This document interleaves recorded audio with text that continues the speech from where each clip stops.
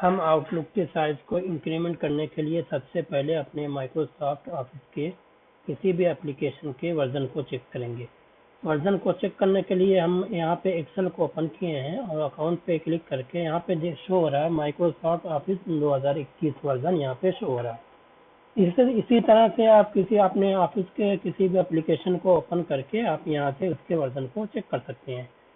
Version check करने के बाद नेक्स्ट स्टेप क्या करेंगे, इसके बाद हम विंडोज़ R से डायरेक्ट रजिस्ट्री को ओपन कर सकते हैं।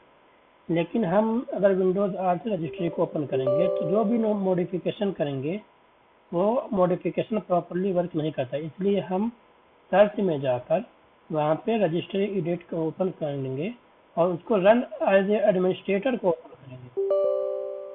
ओपन करने के बाद हम यहाँ पे इसके करंट यूज़र पे जाके यहाँ पे इसको क्लिक करेंगे और उसके क्लिक करने के बाद हम यहाँ पे सर्च करेंगे कि सॉफ्टवेयर किधर है। सॉफ्टवेयर पर क्लिक करेंगे, उसके बाद हम माइक्रोसॉफ्ट को सर्च करेंगे, माइक्रोसॉफ्ट पर क्लिक करेंगे।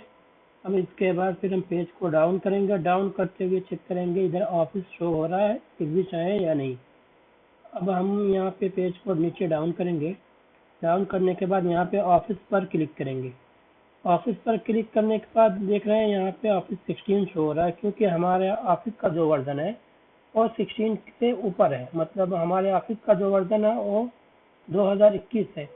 अब हमको कैसे पता चलेगा कि हम यहाँ पे कौन से वर्जन को सिलेक्ट करेंगे, तो इसके लिए हम यहाँ पे चेक करेंगे कि हमारे पास कौन सा वर्जन है, ऑफिस का कौन सा वर्जन हमारे सिस्टम में है। अगर हमारे पास 16 के ऊपर का कोई भी वर्जन है तो हम 16 सिलेक्ट करेंगे, 20, 90 कोई भी वर्जन रहेगा तो यहाँ पे हम 16 को सेलेक्ट करेंगे। और उसके बाद अगर दूसरा वर्जन कोई है तो फिर हम उसको उसी हिसाब से हम 15, 14, 17 जो भी वर्जन है हम उस वर्जन को सेलेक्ट करेंगे। सेलेक्ट करने के बाद हम वापस से ऑफिस में सेलेक्ट ऑफिस के वर्जन को सेलेक्ट करेंगे। उसके बाद फिर हम आउटलुक को फाइंड आउट करेंगे कि आउटलुक एग्जिस्ट हो रहा है कि नहीं एग्जिस्ट हो रहा है।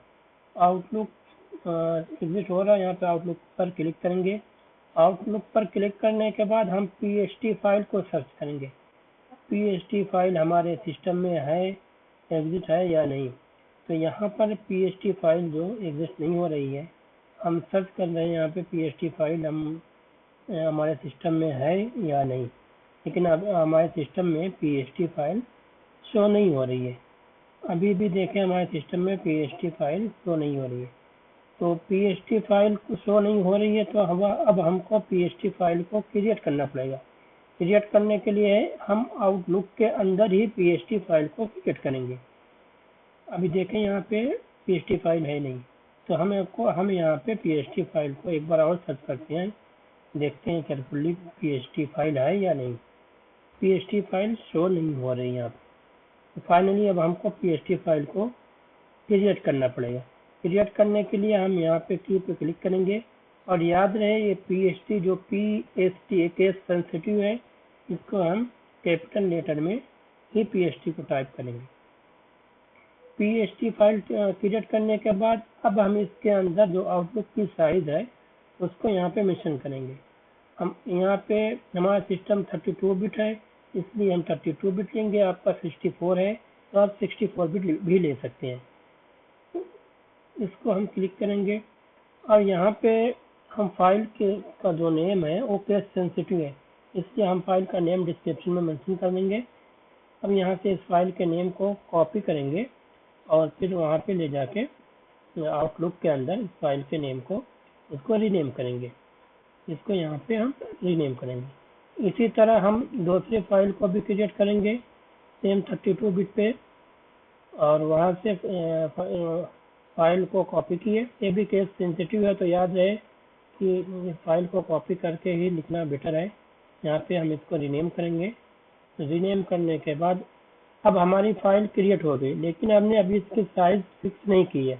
अब साइज फिक्स करने के लिए हमको यहाँ पे इसकी वैल्यू देनी पड़ेगी, जो कि हम इसकी वैल्यू हम MB में मेंशन करेंगे। मैक्सिमम इसकी साइज हम 100 GB से 250 GB तक इंक्रीमेंट कर सकते हैं, बट हम यहाँ पे अभी इसको 100 GB इंक्रीमेंट करेंगे। तो यहाँ पर डेसिमल में हम साइज देंगे 100 GB इंक्रीमेंट कर रहे हैं तो हम 102400 MB मीन्स 100 GB हम फाइल को इंक्रीमेंट कर रहे हैं। और जो हमारी दूसरी file warm large file size, ये फाइल के साइज मैक्सिमम लार्ज फाइल से कम होने चाहिए, 15%, 10%, 5% डिपेंड ऑफ यू। हम यहाँ पे 95 GB ले रहे हैं तो इसकी साइज हम 97280 MB यहाँ पे हम इसको सेट करेंगे। सेट करने के बाद हम पेज को क्लोज कर देंगे। पेज क्लोज करने के बाद आउटलुक को पूरी तरह क्लोज करेंगे और फिर उसके बाद सिस्टम को रीस्टार्ट करेंगे। रीस्टार्ट करने के बाद आप देखेंगे आपके आउटलुक की साइज इंक्रीमेंट हो जाएगी।